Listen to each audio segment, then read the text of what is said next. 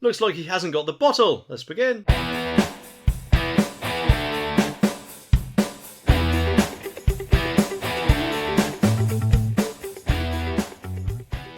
Well, it appears that Sadiq Khan may have had a change of heart when it comes to those hefty Ulez fines. Now, of course, who would have guessed that hitting drivers with £180 penalties for not paying the £12.50 daily Ulez fee might not be the most politically savvy move.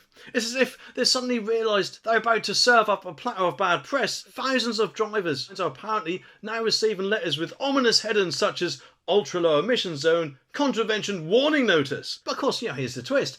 Transport for London, the TfL, has opted for a phased approach to enforcing the London-wide ultra low emission zone. It's almost as if they're playing hide and seek with the fines, isn't it? We'll catch you next time, perhaps. And naturally, of course, the TfL isn't actually providing any concrete figures or end dates for this leniency. It's a bit like when your friend promises to repay you but conveniently forgets the exact amount or due date. I'll reimburse you eventually, probably. But hey, of course, it's not labelled this as some sort of amnesty. No. It's just some sort of elbow with a hint of, we won't fine you for now. Similar to, of course, I'm guessing when your boss says something like, consider this as a gentle reminder to improve or brace for the consequences. Which may or may not have happened to me. But anyway, now London Mayor Sadiq Khan introduced the Ulez as expected to generate approximately £200 million annually. That's a hefty sum, isn't it? It's almost like a money tree magically sprouted up in London overnight. Here's £200 million for the public transport network. I guess Sadiq Khan must have wished that he had that a long time ago. Who knows, maybe at a time when, if I remember rightly, he had to ask the government for some money when he wasn't actually doing too well, it seems. But then, of course, I could be wrong. But anyway, the article says that thousands of drivers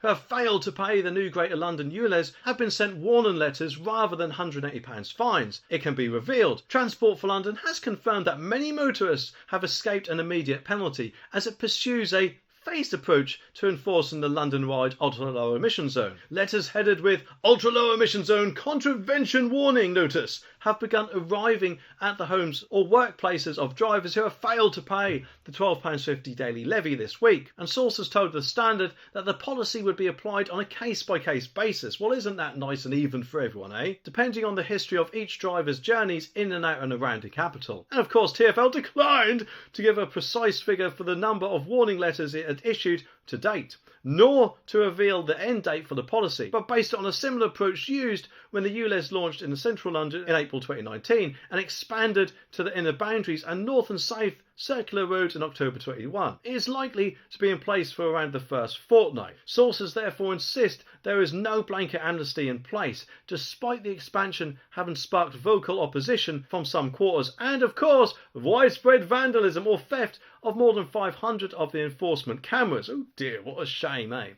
The zone introduced by Mayor of London Sadiq Khan in a bid to reduce the toxic vehicle emissions went London-wide, of course, as we all know, on August 29th. And many drivers have said to have already paid to enter or travel within Greater London. And the TfL spokesperson said, in precisely the same way that has been used during previous rollouts, we have used our discretion during this early stages of the expansion. And owners of non-compliant vehicles that have now been seen driving in the zone have now started to receive enforcement letters reminding them that the zone has now been enlarged and that they need to pay the charge in future if the vehicles continue to be used within the zone. And we are using the opportunity to remind drivers of the extensive support available, such as scrappage grants, and to point people to our autopay system, which of course I'm guessing they just love to do, which apparently is the easiest way they are not caught out unnecessarily. The expanded zone is expected to generate £200 million a year in levies and fines for TfL in its first 2 years, and cash that will be reinvested in London's public transport network. Now, I'm sure many of you have heard of Onto, the electric car subscription firm that apparently was once seen as the future of driving a car. Well, it has gone from market leader to, wait for it,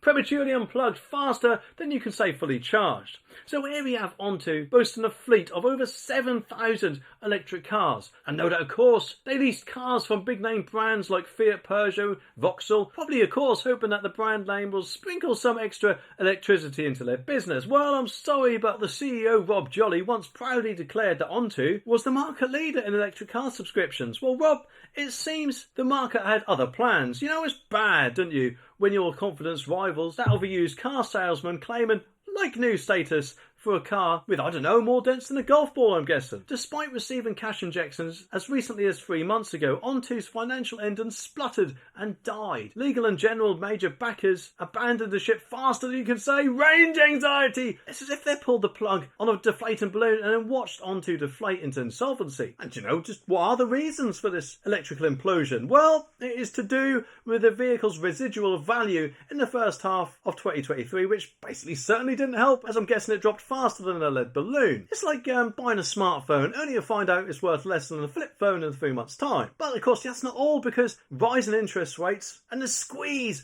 on disposable income dance their part in this financial tango. It's like they're trying to power your electric car with a lemon instead of a high-speed charger, isn't it? But apparently, Onto will continue to serve their 20,000 strong customer base while exploring strategic options. Well, perhaps their strategy involves installing wind turbines on the roofs of electric cars to generate some extra cash. I mean, who knows? And what's next for Onto? Well, it's likely to be stripped of its assets and sold off or something like that to pay off their debts. It's like electric car repossession, but instead of a tow truck, I mean, who knows? They could probably even send in a swarm of eco-friendly e-scooters. But anyway, the article says that an EV leasing firm with a fleet of over 7,000 cars has collapsed after failing to find a buyer.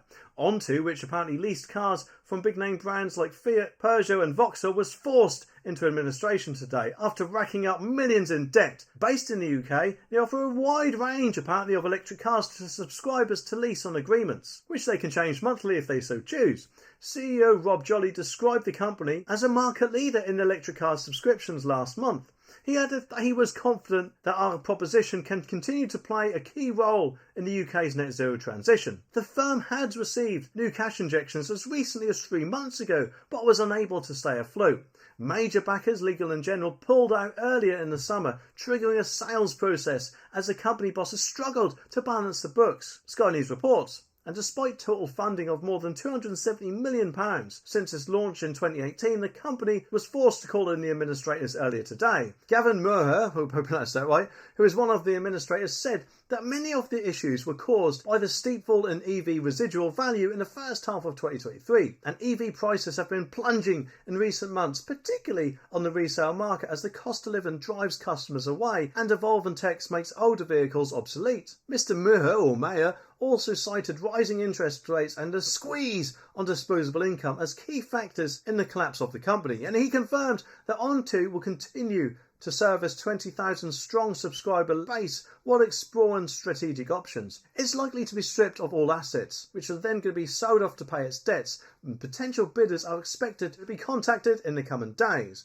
And it comes as the Sun Online revealed that the nation's EV charging fiasco, with long queues and service stations and sky-high prices. Well, I'm sure for many it's about time, because England is finally saying farewell to disposable vapes. You know, those little things which are dressed up in bright colours and bubblegum flavours, which I'm guessing probably are trying to tempt our kids to try them. These things have been acting like some sort of gateway drug into the smoking world, seducing our innocent children with their sweet-coated allure, haven't they? I mean, these single-use devices are like the Willy Wonka golden ticket of the smoking world, only instead of a chocolate factory, they lead straight into a lifetime of lung problems, I'm guessing. But for adults who obviously have the right to smoke these things if they want to, it's a major kick in the balls, isn't it? And I don't think this will help matters as much as they are thinking, because let's face it, I'm sure children could probably get their hands on refillable vapes if they so wanted to. So I think, if anything, what would have been better is if they hid them away like they currently do with cigarettes, and ID'd anyone who looks under 30 for buying them. But of course, now the government has decided to unveil this groundbreaking decision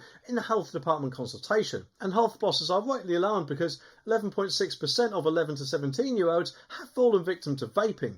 It's like some sort of nicotine epidemic, isn't it? And the vaping companies are the sweet sellers on the street, isn't it? But of course, I'm guessing they won't exactly go the Australian route and ban vaping entirely, because they believe apparently that e-cigarettes help smokers quit, which may be true, but they are also more than likely a gateway for young people into smoking in the first place. Even the young electors, as I like to call him, Prime Minister Rishi Sunak, is chiming in, saying that these vapes look like they're designed for kids. So finally, it could be like they're catching these vape companies red-handed, trying to lure the next generation of smokers. I don't want my kids seduced by any of these things, he says. And I can't say I blame him, because I wouldn't be too happy if my son done it either. And of course, let's not forget the Chief Medical Officer, Chris Whitty, who we obviously heard quite a lot from a few years ago, didn't we? He's apparently had quite enough of this nonsense and says that if you smoke, vaping is much safer, and if you don't smoke, Don't vape. But anyway, the article says that disposable vapes will be banned in England to stop children getting addicted, under government plans to be unveiled as early as next week. Single-use devices sold in bright colours and bubblegum sweet flavours are seen as encouraging kids to smoke. The decision will be revealed in a health department consultation, penciled in for next week, the Telegraph said. And health bosses say that 11.6% of 11 to 17-year-olds have vaped, up from 7.7% last year. Ministers don't plan to copy Australia though by banning vaping, as they feel that e-cigarettes help smokers quit. And of course, Rishi Sunak said in May on ITV's This Morning, "I have 2 young girls. I'm also worried about that. It looks like they are targeting their kids, which is ridiculous. I don't want my kids to be seduced by any of these things." And Professor Chris Whitty, England's chief medical officer, said previously, if you smoke, vaping is much safer, and if you don't smoke, don't vape. And marketing to children is utterly unacceptable. Disposable vapes has also damaged the environment, as 5 million are thrown away every week, campaigners claim, up from 1.3 million of last year. Devolved administration outside England would have to set policy for Scotland, Wales and Northern Ireland. And of course, in this video, it looks like smokers ain't exactly going to like what the government plans to do with them either.